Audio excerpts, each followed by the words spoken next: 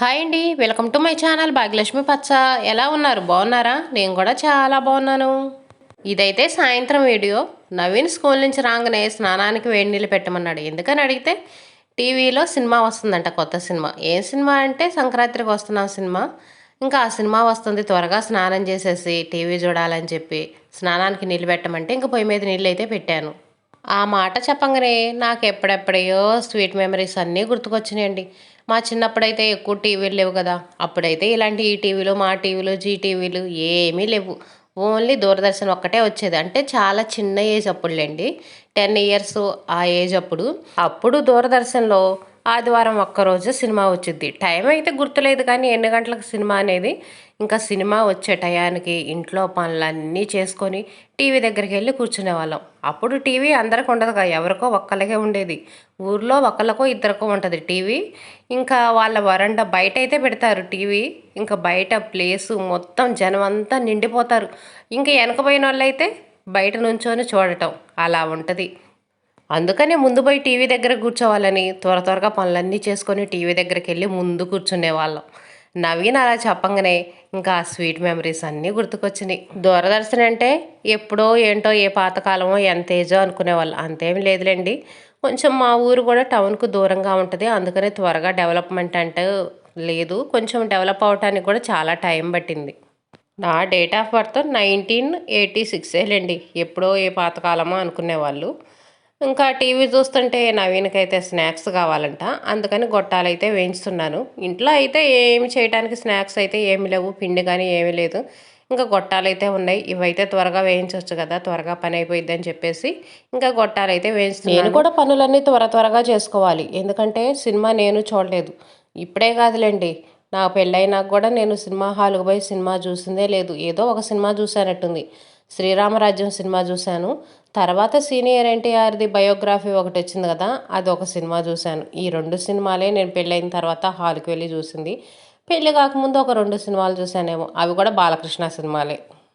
10th class exams రాసి మాత్రం ఒక సినిమా చూశాను, హనుమాన్ జంక్షన్ సినిమా చూశాను. 10th క్లాస్ ఎగ్జామ్స్ అయిపోయిన వెంటనే వెళ్ళాము. ఇంకా అది తప్పనిచ్చి ఎక్కువ సినిమాలు చూసిందే లేదు. అప్పుడే ఫస్ట్ టైం సినిమా హాల్కి వెళ్ళటం. హాల్కి వెళ్ళి ఏంటో పిచ్చి పిచ్చిగా చూసాము, వింత వింతగా. ఫస్ట్ టైం కాబట్టి. ఇంకా నవీన్కైతే గొట్టాలు వేయించాను. ఇందులో కొంచెం ఉప్పు కారం వేసాను. ఉప్పు కారం వేసుకొని తింటే గొట్టాలు కానీ ఏమైనా స్నాక్స్ కానీ టేస్ట్ చాలా బాగుంటాయి. పైన కొంచెం కారం చల్లాను, కొంచెం ఉప్పు చల్లి మొత్తం బాగా మిక్స్ అయ్యేలాగా కలిపేసాను. ఇంక ఇదిగోండి, ఇప్పుడైతే నవీన్కి ఇస్తున్నాను. నవీన్ అయితే టీవీ చూస్తున్నాడు. టైం అయితే ఇంకా 6 అవ్వలేదు. ఈలోపు నేను ఇంకా పనులన్నీ త్వరగా చేసుకోవాలి. అంట్లు కడగాలి, బట్టలు తీసి మడతేయాలి, బయట కసువులు ఊడవాలి. ఇంకా చాలా పనులు అయితే ఉన్నాయి. ముందు అంట్లు కడుక్కున్నాననుకోండి, తర్వాత ఇంకా బయటికి వెళ్ళి పనులు చేసుకునే పని ఉండదు కదా. అందుకని ముందైతే అంట్లు అయితే కడుగుతున్నాను. సాయంత్రం పూట అంట్లు అంటే చాలా తక్కువగానే ఉంటాయిలే. ఇంకా ఉదయం పూట అంట్లు అన్నీ కడిగేస్తా కదా, ఏదో కొన్ని అంట్లు ఉంటాయి. పిల్లల క్యారేజీలు, ఇంకా అన్నం గిన్నె, 2 పళ్ళాలు, ఇంకా అంతే ఉంటాయి. ఎక్కువైతే ఏమి ఉండవు. ఇంక ఈ 4 గంటలన్నీ కడిగేస్తున్నాను. ఒక్కొక్క రోజు మరీ తక్కువగా ఉన్నాయి అనుకోండి, కడగను. ఇంకా ఉదయం పూట కడిగేస్తాను. ఎక్కువ శాతం సాయంత్రం కడుగుతాను, కడగకుండా అయితే ఉండను. గొట్టాలు వేయించాను కదా, ఆ బాండీ అవైతే కడగట్లేదు. బాండీ అలాగే ఉంచేసాను. ఇంకా రేపు టిఫిన్కి అయితే పూరీ చేద్దాం అనుకుంటున్నాను. ఇంకా ఎలాగో బాండీలో ఆయిలే ఉంటుంది కదా, దాన్ని అలాగే ఉంచేసి ఇంకా ఉదయం పూట టిఫిన్కి వాడొచ్చులే అని కడగట్లేదు. అందులో ఇంకా మేము కూడా గొట్టాలు అవి వేయించుకొని అయితే తినలేదు. ఇంకా తర్వాత వేయించుకోవడానికి ఉంటుందిలే అని అలాగే ఉంచేశాను. చిన్నప్పుడు స్వీట్ మెమరీస్ అనేవి చాలామందికి ఉంటాయి. అందరికి ఒకలాగా ఉండవులేండి. కొంతమందికి ఒక రకంగా, ఇంకొంతమందికి ఇంకో రకంగా ఉంటాయి. ఇంకోవైపు ఏమో చిన్న టెన్షన్ కూడా. టెన్షన్ ఎందుకు అనుకోవచ్చు, పిల్లలకి ఎగ్జామ్స్ ఉన్నాయి కదా, inter first year second year వాళ్ళకి. ఇంకా ఇంటర్ సెకండ్ ఇయర్ చదువుతుంది కదా మా అమ్మాయి. ఎగ్జామ్స్ ఉన్నాయి, ఎగ్జామ్స్ దగ్గరకు వస్తున్నాయి. పిల్లలు ఎలా చదువుతారో, ఎలా రాస్తారో అని అదొక టెన్షన్గా అయితే ఉంది. ఎగ్జామ్స్ అయిపోయేదాకా ఇంకా ఈ టెన్షన్ అనేది తప్పదు. ఏ రోజు పేపర్ ఎలా ఉంటుందో, పిల్లలు ఎలా రాస్తారో, ఎలా వెళ్ళారో, ఎలా వచ్చారో అని ఇంకా ఈ టెన్షన్ మాత్రం ఉంటానే ఉంటుంది. కానీ పిల్లలకు మాత్రం టెన్షన్ పడకుండా, భయపడకుండా ఎగ్జామ్స్ రాయమని అయితే చెప్తాను. టెన్షన్ పడి భయపడ్డారనుకోండి, ఉన్నవి కాస్త కూడా మర్చిపోతారు. అందుకనే ముందు టెన్షన్, భయం అనేది లేకుండా ఎగ్జామ్స్ రాశారనుకోండి, చక్కగా వాళ్ళకి గుర్తున్నంత వరకు వచ్చిన వాటికి నీట్గా అయితే రాస్తారు. ఒకవైపు చిన్న టెన్షన్ ఒకటి. ఇంక ఇదిగోండి బట్టలైతే తీశాను. అంట్లు మొత్తం కడిగేశాను గదా! అంట్లన్నీ కడిగేసి ఓ పక్కన పెట్టేశాను. ఇంకా బట్టలైతే తీశాను. చిన్న క్లిప్ అయితే తీస్తున్నాను. బయట వాతావరణం చూడండి 6 అవర్స్తుంది టైం. అయినా కూడా చూడండి ఎంత ఎండొస్తుందో. ఎండలు మాత్రం బాగా ఎక్కువగా వస్తాయంటండి ఈ సంవత్సరం. టీవీలో కూడా చెప్తున్నారు. ఈ సంవత్సరం ఎండలు బాగా కాస్తాయంట. తేమ అనేది చాలా తక్కువగా ఉందంట. అసలు చలికాలంలో కూడా చలి అనేది ఉందా? అస్సలకి అమ్మో! అసలు చలే లేదండి ఈ సంవత్సరం అయితే. ఏదో ఇంకా మనకు తుఫాను పట్టింది చూడండి. అప్పుడైతే ఒక 4 రోజులు, 5 రోజులు చలి వచ్చింది గానీ, నార్మల్‌గా చలికాలం, చలంటూ లేనే లేదు ఈ సంవత్సరం. ఈ సంవత్సరం ఎండలు మాత్రం ఫుల్లు మామూలుగా ఉండవు. మేమైతే మిరపకాయలు కొయ్యాలి రెండోసారి. ఎండలు ముదురుతున్నాయి. ఎంత త్వరగా మిరపకాయలు కోస్తే అంత త్వరగా ఎండ నుంచి అయితే తప్పించుకోగలుగుతాము. ఎండలు ముదిరినాక పొలం వెళ్ళాలంటే కష్టంగా ఉంటుంది. రోజు ఇంటి దగ్గరుండి మళ్ళీ తర్వాత ఒక్క రోజుగా పొలం వెళ్ళాలంటే కష్టంగా అనిపిస్తుంది. ఇంకా మాటల్లో పడిపోయి ఇంక ఇదిగోండి బయటైతే కసులు ఊడ్చేసాను. ఇల్లైతే కొంచెం చీపురుతో ఊడుస్తాను. బయటైతేనేమో ఇంక ఇలా ఈ తాకు చీపురుతో ఊడుస్తాను. ఎందుకంటే బయట అనేది దుమ్ము ఎక్కువగా ఉంటుంది కదా! మళ్ళీ ఆ దుమ్ములో ఊడ్చి మళ్ళీ అదే చీపురు ఇంట్లో ఊడవాలంటే ఊడవాలనిపించదు. అందుకనే బయట వడికి మాత్రం ఇంకా ఇలా ఈ తాకు చీపురుతో ఊడుస్తాను. ఇంట్లో ఏమో కొంచెం చీపురుతో ఊడుస్తాను. ఈ తాకు చీపుర్లు కూడా ఎక్కువగా దొరకట్లేదండి. ఎప్పుడో ఒకసారి వస్తున్నారు. ఇంక వచ్చినప్పుడు 2 చీపుర్లు తీసుకొని ఉంచుకుంటున్నాను. ఒక చీపురు పాతదైపోయిందనుకోండి, ఇంకొకటి తీసుకొని త్వరగా వాడొచ్చు కదా అని. రోజు ఊడ్చే చీపురైతే పాతదైపోయింది. అందుకని ఈ కొత్త చీపురైతే వాడుతున్నాను. ఇంకా బయట మెట్లు, బయట గచ్చుంది కదా! ఇంకా అది కూడా ఊడుస్తున్నాను. సాయంత్రం పూట ఇంక బయట కూడా ఊడుస్తాను. ఇంకా నైట్ అయితేనేమో గచ్చంతా ఊడ్చి మళ్ళీ కడుగుతాను. ఉదయం పూట అయితే ముగ్గేస్తాను. సాయంత్రం చీకటి పడేలోపు పల్లెటూళ్ళలో అందరూ ఇళ్ల ముందు ఇలా కసువులు ఊడ్చుకుంటారు. ఇంకా లాస్ట్లో అయితే బట్టలు మడతేస్తున్నాను. ఇంట్లో పని అయితే అయిపోయింది. ఇంకా వంట పని ఒక్కటే ఉంది. వంట పని అనేది ఇంకా ఎప్పుడైనా చేయొచ్చులే. బియ్యం కడిగి పెట్టేశాను అనుకోండి, ఇంకా మనం తినబోయే ముందు అన్నం వండుకుంటే సరిపోయిద్ది. కూర కూడా చేయాల్సిన అవసరం లేదు. ఉదయం చేసిన కూరలే ఉన్నాయి. ఇంకా నేను కూడా సినిమా చూడొచ్చులే అని ఇంకా టీవీ దగ్గర కూర్చొని బట్టలు అయితే మడతేస్తున్నాను. బట్టలు అనుకోండి ఇంకా టీవీ చూసుకుంటా ఇలా మంచం మీద కూర్చొని మడతేసుకోవచ్చు కదా మనం. ఇంకా వంటగదిలో కానీ బయటకని వెళ్ళే పని ఉండదు కదా. అందుకని ఈ పని అయితే లాస్ట్లో చేస్తున్నాను. ఈరోజు దిండు గలీబులు కూడా ఉతికాను. ఇంకా అవి కూడా దిండ్లోకి తొడిగేసేయాలి. ఇంకా పిల్లల బట్టలు, మా బట్టలు, షర్ట్లు అయితేనేమో ఇంకా వంకీకి తగిలిస్తాను. నార్మల్గా బట్టలు అయితేనేమో మడతేసి ఇంకా ఎవరి వాళ్ళకి సర్దేస్తాను. మడతేసేటప్పుడే ఎవరి వాళ్ళకి పెట్టేస్తాను. ఇంకా కబోర్డ్స్లో కూడా ఎవరి వాళ్ళకి సర్దేస్తాను.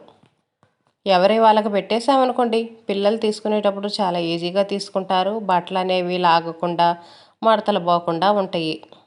అందులో మాకు అరమార్లు అనేవి చాలా తక్కువగా ఉన్నాయి కదా! ఎక్కువ బట్టలు పట్టను కూడా పట్టవు. పాతవైనవి ఎప్పుడప్పుడు తీసి పడేసుకొని మళ్ళీ కొత్తవి పెట్టుకుంటా ఉంటాను. ఇంకా ఏమైనా ఎగస్ట్రా బట్టలు ఉన్నాయనుకోండి, అరమార్లో పట్టకుండా ఒక సంచిలో కానీ కవర్లో కానీ పెట్టేసి వేరే అరమార్లో పెట్టుకుంటాను. ఇంక ఇలా అడ్జస్ట్ చేసుకొని సర్దుకుంటా ఉంటాను. ఉన్న దాంట్లో అడ్జస్ట్ చేసుకోవటమే కదా! ఉన్న దాంట్లో నీట్గా సర్దుకుంటా. ఇంక ఇప్పుడైతే చీర మడతేస్తున్నాను. కొంతమంది బట్టలు ఏం చేస్తారంటే మళ్ళీ మనం కట్టుకున్నాయే కదా అని ఒక కుర్చీలో వేసి ఒక మూలన పెట్టేస్తారు. నేనైతే మాత్రం అలా పెట్టనండి. బట్టలు మడతేసి ఎవరి వాళ్ళకి సర్దేస్తాను. మళ్ళీ ఇప్పుడు వేసుకున్నా కానీ ఎంత పని 5 నిమిషాల పని. అవి ఆ కుర్చీల్లో అలాగనే ఉంటాయి. చూడటానికి నీట్గా అనిపించదు. ఎందుకు ఇంకా అలా ఉంచడం అని చెప్పేసి మడతేస్తాను. రోజువారీ బట్టలే కాబట్టి అంత పర్ఫెక్ట్గా అంత నీట్గా అయితే మడతేయనులేండి. మామూలుగా నార్మల్గానే మడతేస్తాను. ఏదైనా కొంచెం ముడతలు వచ్చినాయి, కొంచెం తేడా వచ్చిందనుకోండి, వాటిని తీసి మళ్ళీ మడతేయటం అట్లా ఏమి ఉండదు. ఇంకా రోజువారీ వాడుకునే వాటికి అంత నీట్గా వేయాల్సిన అవసరం ఏముందిలే. నార్మల్గా మడతేసి అయితే పెట్టేస్తాను. బట్టలు మడతేసి ఇంక ఎవరి వాళ్ళకైతే సర్దేశాను. సాయంత్రం చక్కగా సినిమా అయితే చూసేసాము. ఇంక ఇదైతే ఉదయం పూట వీడియో. ఉదయం పూట టిఫిన్ అయితే పూరీ చేస్తున్నానని చెప్పాను కదా! పూరీలోకి అయితే కూర చేస్తున్నాను. ఇంకా ఉల్లిపాయలు ఇంట్లో ఒక క్యారెట్ ఉంటే క్యారెట్ కూడా కట్ చేసి వేసాను. పచ్చిమిర్చి వేసాను. పూరీ కూరలో ఎప్పుడు మనం కారం అనేది వేసుకోకూడదు. పచ్చిమిర్చి వేసుకుంటేనే టేస్ట్ అనేది చాలా బాగుంటుంది. ఉంటే ఒక బంగాళదుంప వేసుకుంటే కూడా ఇంకా బాగుంటుంది. నేనైతే బంగాళదుంప అయితే ఇంట్లో లేదు, అందుకని అయితే వేయట్లేదు. ఉన్న వాటితోనే అడ్జస్ట్ చేసి కూర అయితే చేస్తున్నాను. కూర ఒక పొయ్యి మీద పెట్టేశాను. ఉప్పు పసుపు వేసి కాసేపు ఆయిల్లో మగ్గనిస్తాను. ఇంకా తర్వాత అయితే వాటర్ పోస్తాను. ఇదిగోండి కొంచెంసేపు ఆయిల్లో మగ్గింది కదా, ఇంకా కూరకు సరిపడా వాటర్ అయితే పోస్తాను. ఉల్లిపాయ అనేది మెత్తగా ఉడకాలి. పూరీ కూరకి కూరగాయ ముక్కలు అనేవి మెత్తగా ఉడికితేనే బాగుంటాయి. పిల్లలు ఉల్లిపాయ ముక్కలు ముక్కలుగా ఉన్నా కూడా తినరు, వాళ్ళకి మెత్తగా ఉండాలి. అందుకనే నేను ఎక్కువ వాటర్ పోసి బాగా మెత్తగా ఉడకనిస్తాను. వాటర్ అంతకుముందే పోసానులేండి, ఇంకా మీకు చూపించడం కోసమని ఒక్క చుక్క పోసాను. ఎక్కువ వాటరే పోస్తాను, బాగా మెత్తగా కూరగాయలు ఉడకాలి కదా. ఇప్పుడైతే పూరీలకి పిండి కలుపుతున్నాను. ఇంకా పిండిలో కూడా ఏమి వేయనండి. చపాతీల కన్నా అయితే కొంచెం ఆయిల్ వేస్తా కానీ పూరీకి అయితే ఆయిల్ కూడా వేయను.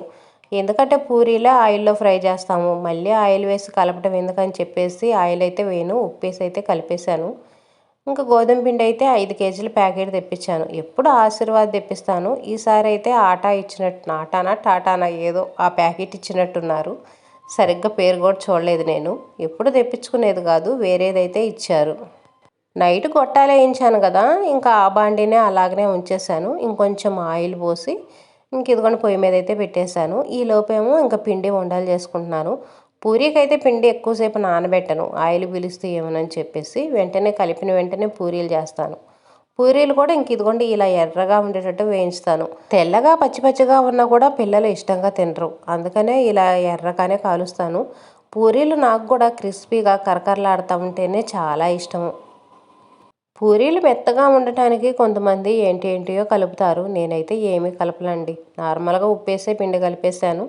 ఇంకా పూరీలు అయితే వెంటనే చేసి ఇలా కాలుస్తున్నాను. కొన్ని అయితే చేసి పెట్టుకుంటాను. పూరీ చేస్తా కాలవటం అయితే నా వల్ల కాదు, నేను చేయలేను.